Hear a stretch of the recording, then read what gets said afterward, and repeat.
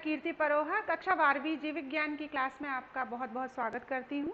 बच्चों, हमने आपके यूनिट 1 के चैप्टर के अंतर्गत पहले पढ़ा था अलैंगिक प्रजनन के बारे में, और चलिए आज हम शुरू करने जा रहे हैं जीवों में होने वाला लैंगिक प्रजनन। उसको इंग्लिश में कहते हैं सेक्सुअल रिप्रोडक्शन।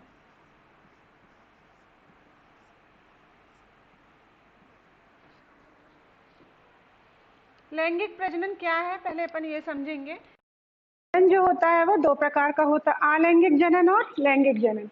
अलैंगिक जनन जो है उसका डिस्कशन हम आपसे प्रीवियस वीडियो में कर चुके हैं। अब हम डिस्कस करेंगे लैंगिक जनन और सेक्सुअल रिप्रोडक्शन। जैसा कि नाम से स्पष्ट है कि लैंगिक जनन में लिंगों की आवश्यकता होती है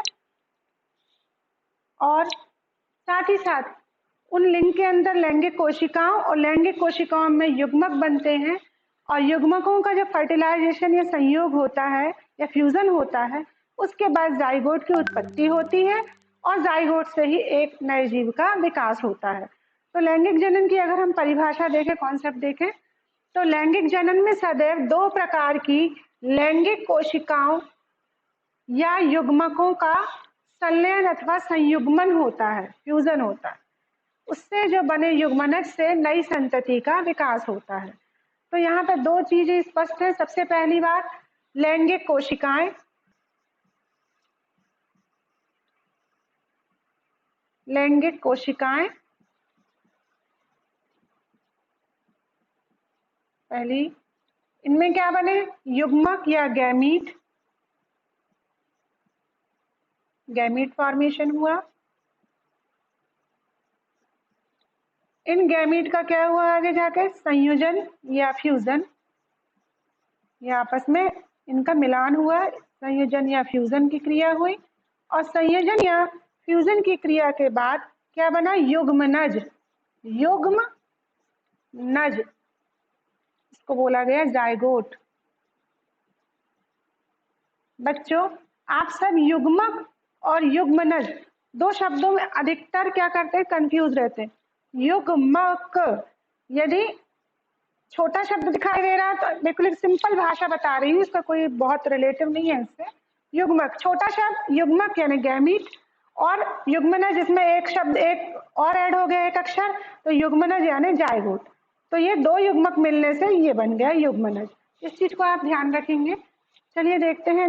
अब देखते हैं, अगर हम युग्मक तो जो गैमीट होते हैं, क्योंकि इसमें क्या होता है, लैंगिक जनन मतलब दो विभिन्न प्राणी होते हैं एक लिंगों वाले, तो जिसमें मेल पार्ट होता है या तो उससे जो उत्पन्न होता है, नर जीव से उत्पन्न होने वाला नर युग्मक या शुक्राणु कहलाता है।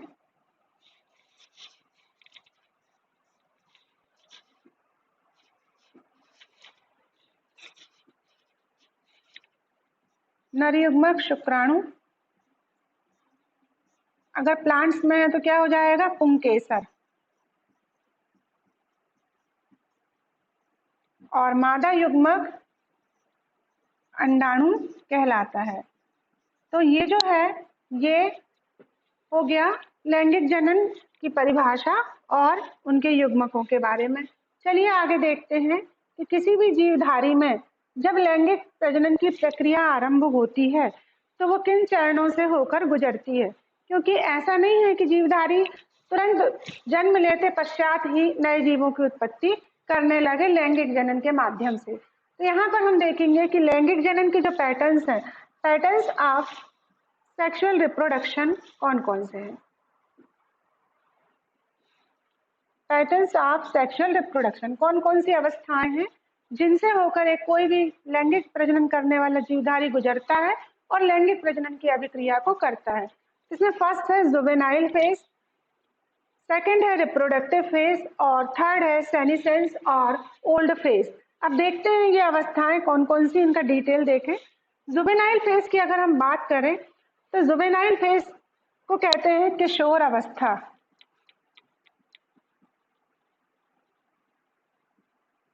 किशोर अवस्था।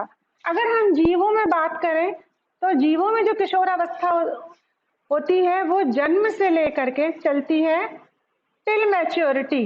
परिपक्वता की अवस्था तक। परिपक्वता यानी जब तक वो सेक्सुअल रिप्रोडक्शन नहीं स्टार्ट कर देता तब तक की जो अवस्था कहलाती है वो किशोर अवस्था या जुवेनाइल फेज कहलाती है। अब अगर हम प्लांट्स में देखें, let be see in plants, अगर हम पौधों में देखें तो पौधों में भी ये अवस्था जो है वो किशोर अवस्था नहीं कहलाई जाएगी। ये भी पौधे के जन्म से लेकर के उसकी पुष्पन की अवस्था जब तक चलती है, जब तक वो फ्लावरिंग स्टार्ट नहीं कर देता, बिफोर फ्लावरिंग,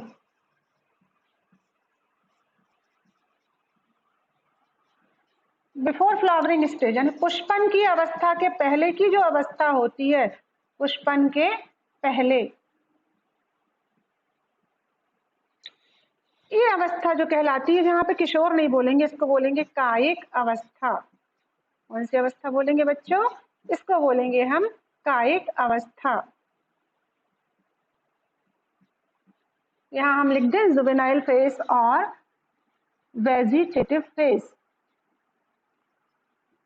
ये जो फेज कहलाती है ये किसी भी जीवधारी के लिए अत्यंत महत्वपूर्ण होती है, क्योंकि इसी समय उनमें लिंगों का विकास, उनमें लैंगिक युग्मकों की क्रिया का विकास होने लगता है, साथ ही साथ उसमें वृद्धि और विकास भी उसके शरीरों का होने लगता है। और इस स्टेज के लास्ट उसमें आके अब जो है, जो भी कोई भी जीवधारी है वो रिप्रोडक्टिव फेज के लिए में एंटर कर जाता है। तो देखते हैं सेकंड स्टेज कौन सी है। सेकंड स्टेज है हमारी रिप्रोडक्टिव फेज। सबसे पहले हम देखें प्लांट्स में। प्लांट्स में जो पुष्पन की क्रिया होती है,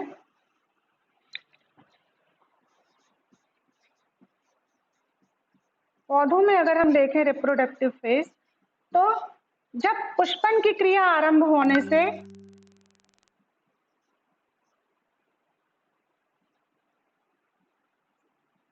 पुष्पन की क्रिया शुरू हो जाती है, तब जो क्रिया हो जाती है उसको क्या कहते हैं? रिप्रोडक्टिव फेज कहते हैं।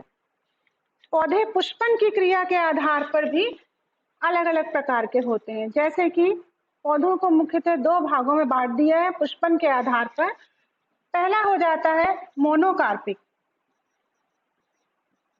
मोनोकार्पिक अर्थात ये अपने जीवन भर में एक ही बार पुष्पन करते हैं। कैसे करते हैं?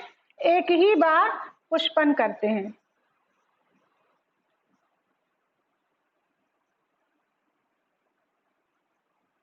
एक ही बार पुष्पन होता है। इसका उदाहरण है गेहूं, चावल, और ये फल बनने के बाद ये पौधे क्या हो जाते हैं? मर जाते हैं। तो ये एक वर्षीय या द्विवर्षीय हो सकते हैं। उसी प्रकार से दूसरा जो प्रकार होता है वो होता है पॉलीकार्पिक। पॉलीकार्पिक यानी बहुपुष्पन करने वाले। ये जीवन में अनेक बार पुष्पन की क्रिया करते हैं। अनेक बार इनके प्लांट में अनेक बार पुष्पन की क्रिया होती है और अनेक बार ये प्रजनन प्रक्रिया, लैंगिक प्रजनन को करते हैं। तो ये पॉलीकार्पिक पुष्प जो होते हैं वो बहुवर्षीय भी है, जैसे आम, जामुन, सेब, इस प्रकार से। अब जो पुष्पन की क्रिया होती है, कुछ पौधे बहुत इंपॉर्टेंट है जो अपन को याद करना है। पहला है बांस का पौधा जो है, बांस का जो प्लांट है वो 50 से 100 वर्ष में एक ही बार पुष्पन की क्रिया करता है। वन टाइम, एक बार पुष्पन की क्रिया करता है। इसी प्रकार से एक और प्लांट है नीला करंजी। नीला करंजी का जो प्लांट है, जो पौधा है, वो 12 वर्षों में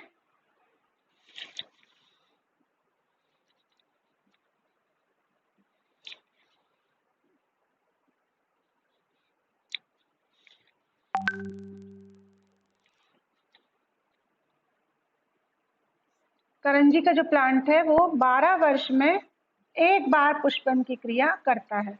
मतलब ये बहुत ही लेट फ्लावरिंग स्टेज पर आते हैं। तो ये हो गया पौधों में। अब अगर हम चले जीवों की ओर, जीवों में क्या होता है? जीवों में भी रिप्रोडक्टिव फेज होने लगती है।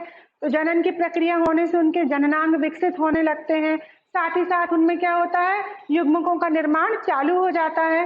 और जीव जो है वो लैंगिक जनन के लिए तैयार हो जाता है। अगर हम बात करें स्तनियों में, मैमल्स में,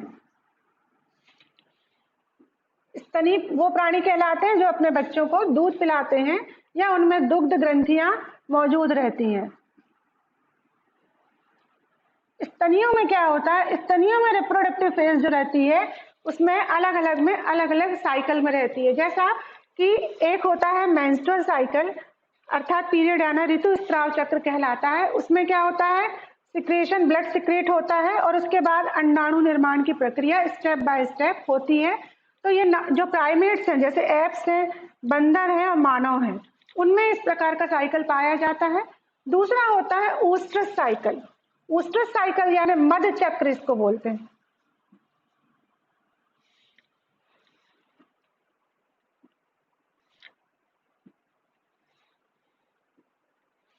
मध चक्र, ऊस्ट्रस साइकिल जो है उसको मध चक्र कहते हैं। ये जो नॉन प्राइमेट्स हैं जैसे कि गाय, चूहा, कुत्ता और हिरण, इनमें ऊस्ट्रस साइकिल पाया जाता है। तो ये कब तक रहता है, सिर्फ 24 घंटे रहता है और इस बीच में ही इनमें क्या होना चाहिए, संयुग्मन होना चाहिए युग्मकों का, तब कहीं जाकर के लैंगिक जनन की प्रक्रिया होती है। तो ये हमने देखा रिप्रोडक्टिव फेज। अब नेक्स्ट फेज में हम देखते हैं सेनिसेंस फेज और ओल्ड एज। सेनिसेंस या ओल्ड एज क्या है कि जब जीवधारी प्रजनन की प्रक्रिया करते हैं और उसके बाद ऐसी स्टेज आती है कि उनमें प्रजनन प्रक्रिया बंद हो जाती है।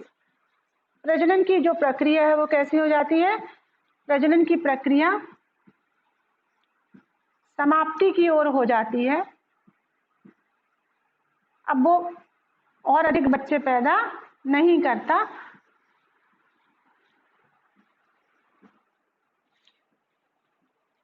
तब वो सेनिसेंस एज या ओल्ड एज में जाता है और इसमें जीवधारी का जो शरीर है वो जीर्णित होने लगता है और जीर्णता के बाद अंत में वो किसको प्राप्त होता है, मृत्यु को प्राप्त होता है। तो ये था बच्चों हमारे जो जीवन के 3 फेज हैं उनके बारे में। नेक्स्ट देखते हैं हम कुछ इंपॉर्टेंट टर्मिनोलॉजी है। अब हम देखते हैं लैंगिक जनन की घटनाएं। लैंगिक जनन में कौन कौन सी घटनाएं होती हैं। पहली होती है निषेचन पूर्व घटना यानी प्री फर्टिलाइजेशन इवेंट। दूसरी होती है निषेचन या संयुग्मन यानी फर्टिलाइजेशन इवेंट। और थर्ड होती है निषेचन पश्य घटनाएं अर्थात पोस्ट फर्टिलाइजेशन इवेंट।